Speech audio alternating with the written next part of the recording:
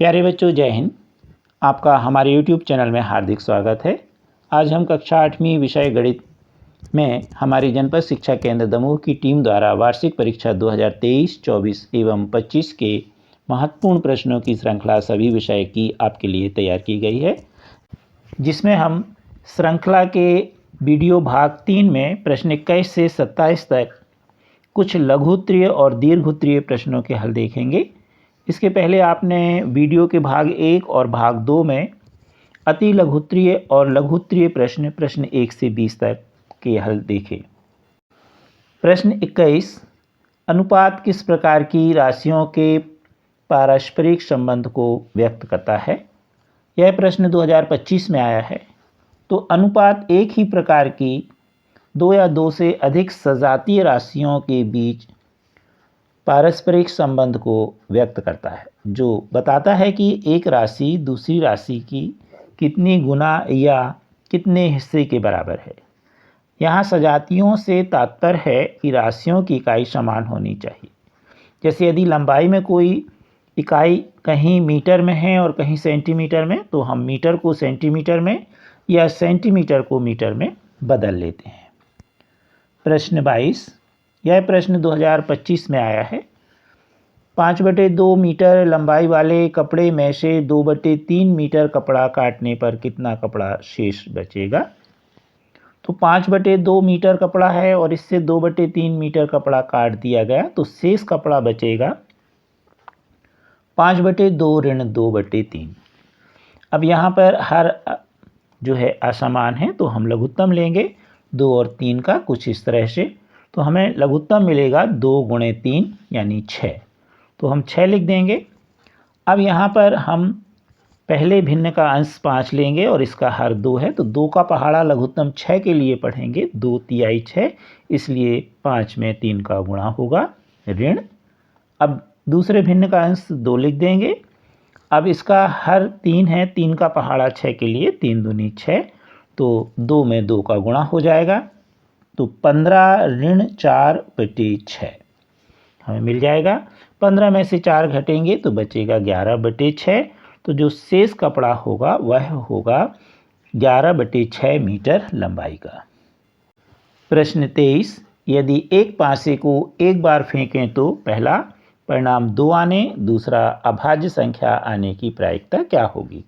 यह प्रश्न 2024 में आया है। तो जब भी प्रायिकता का प्रश्न आए तो सबसे पहले हम संभावित परिणाम देखें कि क्या क्या हो सकता है, जिसे हम प्रयोग के परिणाम भी कह सकते हैं।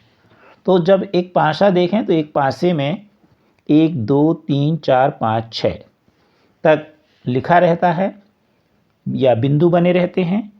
तो अगर हम एक पासा फेंकेंगे तो उसमें 1 भी आ सकता है, 2 भी आ सकता है, 3 भी आ सकता है, 4 भी आ सकता है, 5 भी आ सकता है और 6 भी आ सकता है।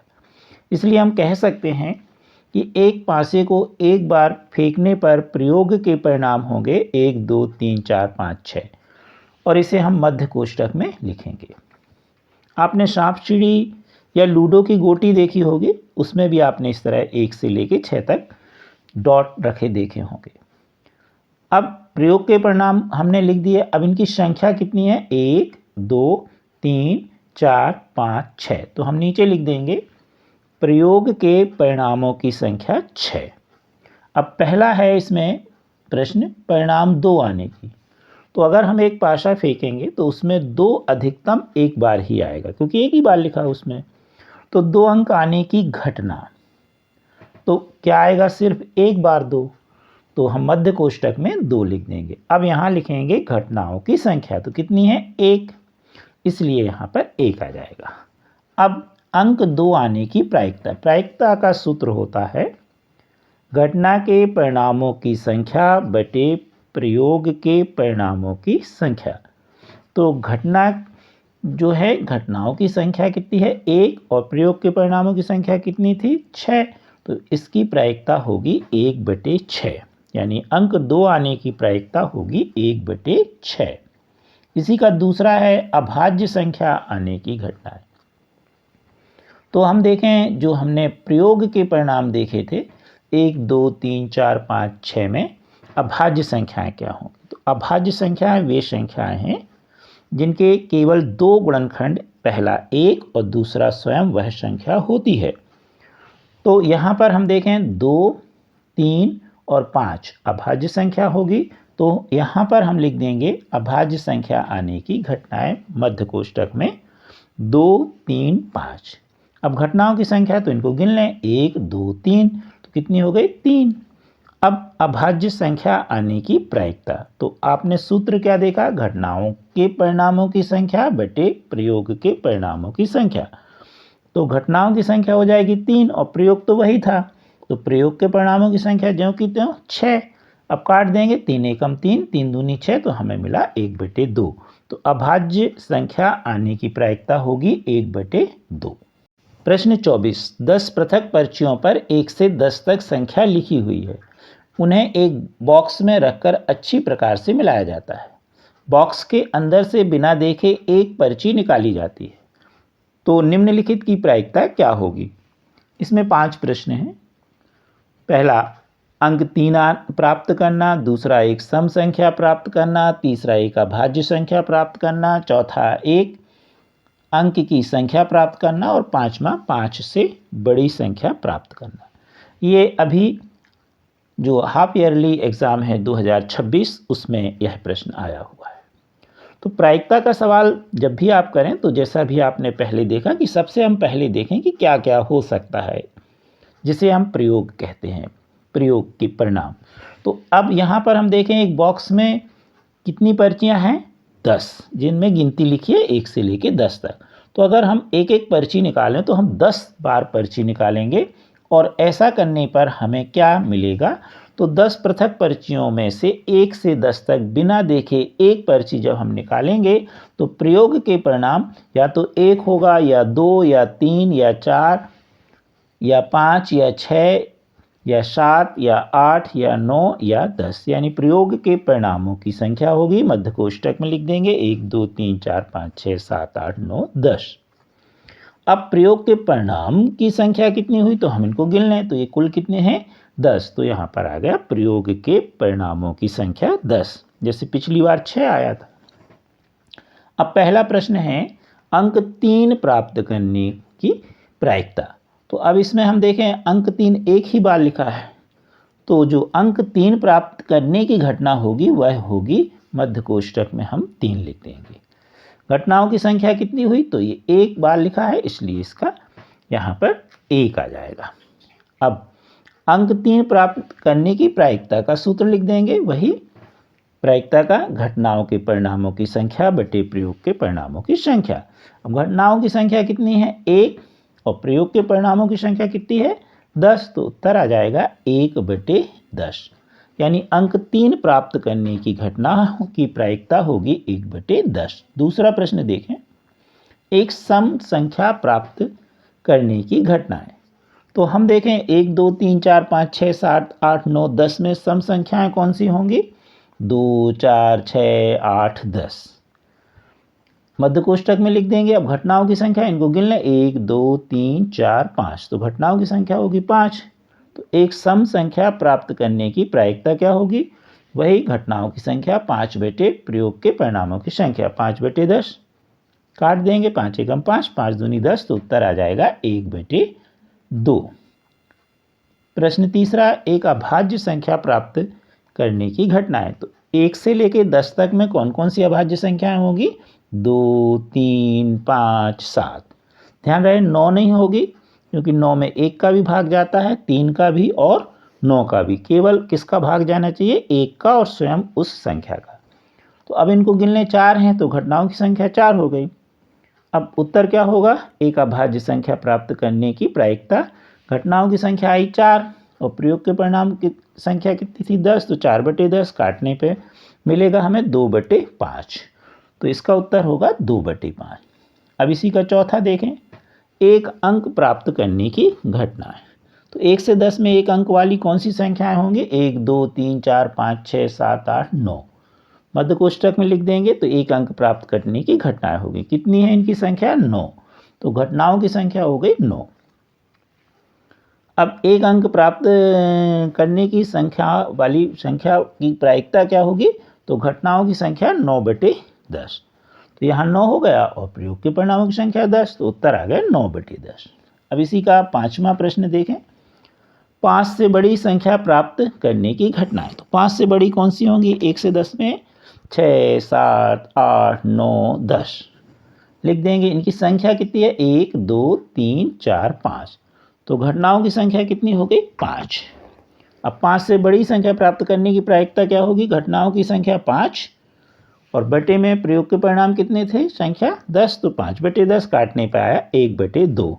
तो 5 से बड़ी संख्या प्राप्त करने की प्रायिकता होगी 1/2। तो इस तरह से इस प्रश्न के पांचों भागों के उत्तर हमने आपको समझा दिए। प्रश्न 25, यदि x/y बराबर के जहाँ के एक अचर है तो x और y में कैसा समानुपात होगा? यह 2025 में प्रश्न आया है।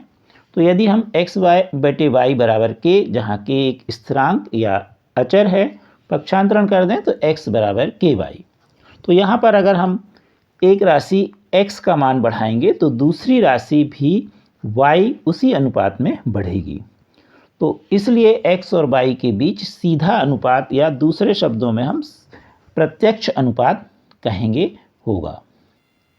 अब इसी का हम दूसरा भाग भी समझ लें। मान लीजिए इस तरह का आ जाए, यदि x y बराबर के जहाँ के अचर है तो x y में कैसा समानुपात होगा?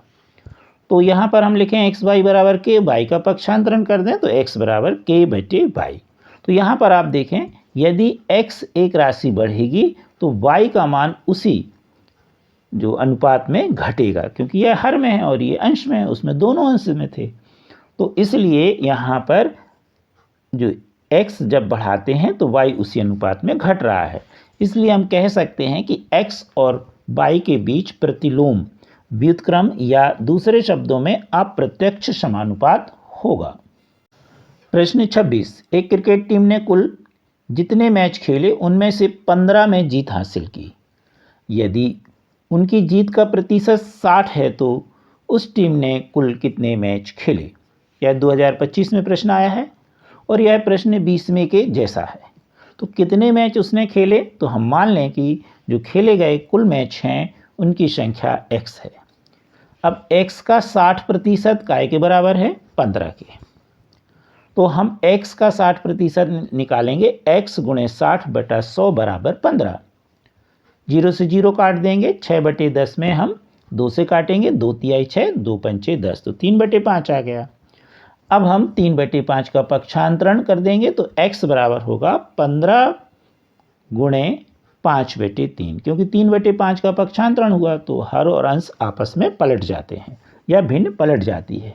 अब 3 से 15 काट दीजिए, 3 5 15, अब 5 × 5 बराबर 25, तो x बराबर आ गया 25, यानी कुल 25 मैच खेले गए।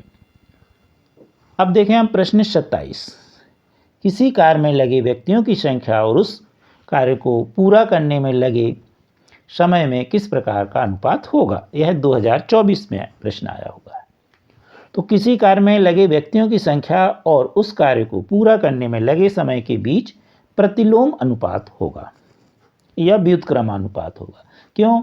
जितने ज़्यादा व्यक्ति होंगे उस कार्य में उतना ही कम समय लगेगा और जितने कम व्यक्ति होंगे तो उतना ही ज़्यादा समय लगेगा। जैसे मान लीजिए कि दो एक जैसी दीवार बनानी है और एक दीवार बनाने में 10 व्यक्ति लगे, तो वह जितने दिन में बनेगी उसकी अपेक्षा यदि उसी प्रकार की दूसरी दीवार में 15 व्यक्ति लग जाएं तो वह कम दिनों में बन जाएगी। तो इस प्रकार हम कह सकते हैं कि व्यक्तियों की संख्या बढ़ने पर कार्य जल्दी पूरा होगा, अर्थात समय कम लगेगा, कार्य बढ़ रहा है, व्यक्तियों की संख्या बढ़ रही है। प्रश्न 27, किसी कार्य में लगे व्यक्तियों की संख्या और उस कार्य को पूरा करने में लगे समय में किस प्रकार का अनुपात होगा? तो यह 2024 में प्रश्न आया हुआ है। किसी कार्य में लगे व्यक्तियों की संख्या और उस कार्य को पूरा करने में लगे समय के बीच प्रतिलोम अनुपात होगा, जिसे हम व्युत्क्रम अनुपात भी कहते हैं, क्योंकि जितने ज़्यादा व्यक्ति होंगे कार्य में उतना ही कम समय लगेगा और जितने कम व्यक्ति होंगे उतना ही ज़्यादा समय लगेगा। जैसे मान लीजिए कि एक जैसी दो दीवार बनानी है और एक दीवार बनाने में 5 व्यक्ति लगे हैं और वह दीवार मान लीजिए 4 दिन में बनती है। अब दूसरी दीवार में मान लीजिए कि 10 व्यक्ति हो जाएं, तो वह दीवार क्या होगी, 2 दिन में बन जाएगी, यानी कम समय। व्यक्ति बढ़ गए तो दिन यानी समय क्या हो गया, कम हो गया। तो यहाँ पर क्या हो रहा है, व्यक्तियों की संख्या बढ़ रही है तो समय क्या हो रहा है, कम हो रहा है।